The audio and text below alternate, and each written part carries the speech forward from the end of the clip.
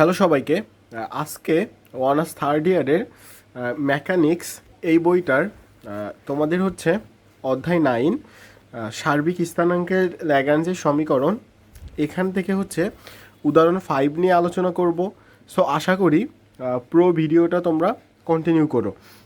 এখানে কি বলছে যে এল দৈর্ঘ্যের দুইটা সমান দণ্ড A B O BC B বিন্দুতে জোড়া লাগানো অবস্থায় এ বিন্দুতে ঝুলানো আছে। বুঝতে পারছো?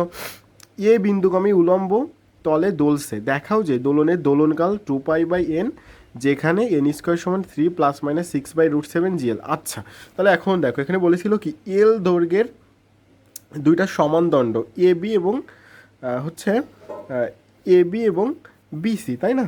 তাহলে দেখো তো এখানে হচ্ছে বলছে যে মনে করি টি সময় এ বি ও বিসি দণ্ড উলম্ব রেখার সাথে যথাক্রমে থেটা ও সাই কোণ উৎপন্ন করে। তাহলে একটা বি এবং সি, একটা হচ্ছে থেটা কোণ উৎপন্ন করছে আর একটা কি সাই কোণ উৎপন্ন করেছে। জি1 এবং জি2 দণ্ড দুইটা হচ্ছে ভার কেন্দ্র, মানে জি1 এবং জি2 এই দুইটা হচ্ছে ওর কি ভার কেন্দ্র। আচ্ছা, তাহলে দেখো তো জি1 স্থানাঙ্ক আমরা কি পাবো? এখানকার স্থানাঙ্ক হচ্ছে হাফ সাইন থেটা আর হচ্ছে half cos theta, half sine theta এবং কস থেটা। আর জি1 ক্ষেত্রে বেগ হাফ কজ স্কোয়ার থেটা, মানে নিচেরটা, প্লাস সাইন স্কোয়ার থেটা। তাহলে এখানে কী পাচ্ছি L²/4, এই দুইটা sine square plus cos square সমান 1 লিখতে পারি, তার মানে এখানে থেটা স্কোয়ার থেকে গেল।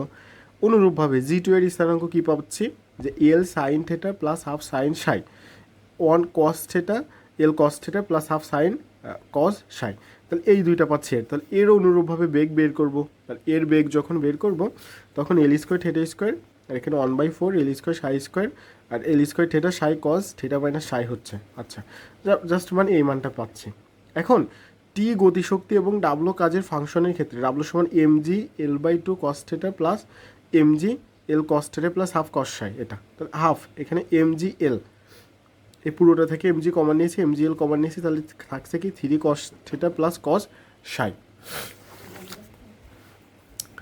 এখন দেখো তো টি সমান হাফ কি জানি 1/3 1/2 এর square cos square theta plus 1/4 L² theta square theta, এটা পাচ্ছি, প্লাস এই পুরো মানটা পাচ্ছি ওখান থেকে। তাহলে এখানে আমি পাচ্ছি কি হাফ mL² 4/3 থেটা স্কোয়ার, থেটাগুলোকে অ্যাডজাস্ট করছি আর হচ্ছে সাইগুলোকে অ্যাডজাস্ট করছি। এখন ল্যাগ্রাঞ্জের থেটা সমীকরণে কী পাচ্ছি d/dt del T by del theta naught minus del T by del theta সমান dw বাই কি ডেল থেটা। এখন d/dt এটার মান হচ্ছে 4/3 এল থেটা আর এটার মান হচ্ছে হাফ এল সাই পুরোটা। তাহলে এটা আমরা কি পাচ্ছি যে এই পুরোটার মান এটা পেয়েছি। তাহলে এখান থেকে 3/2 জি থেটা, যা 8 theta double theta plus 3 double theta, তাহলে এটা পাচ্ছি -9g/L থেটা। আচ্ছা, তাহলে এখন এখান থেকে হচ্ছে এই পুরোটা মান, যেখানে সি সমান 8/L, তাহলে 8d² প্লাস 9c থেটা আর হচ্ছে 3d² সাই, যেখানে এই সিটা হচ্ছে কি 8/L। অনুরূপভাবে ল্যাগ্রাঞ্জের সাই সমীকরণ থেকে আমরা কি পাচ্ছি অনুরূপভাবে এর মতো, এখানে 1/3 এল সাই 1/2 এল থেটা, আর এখানে -3/2 হচ্ছে জি সাই, আর এখানে 3 ডাবল নট আর হচ্ছে 2 সাই -3g/L সাই।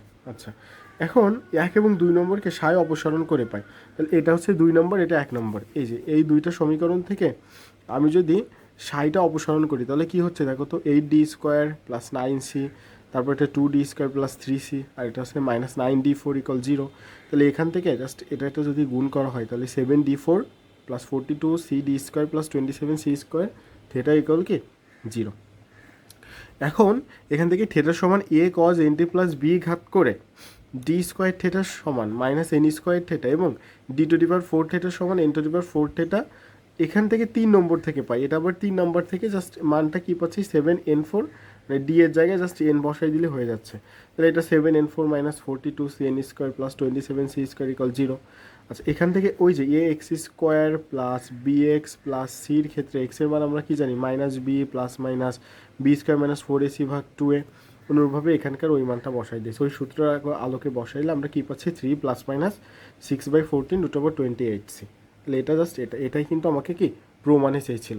দেখো তো বোঝো কি না।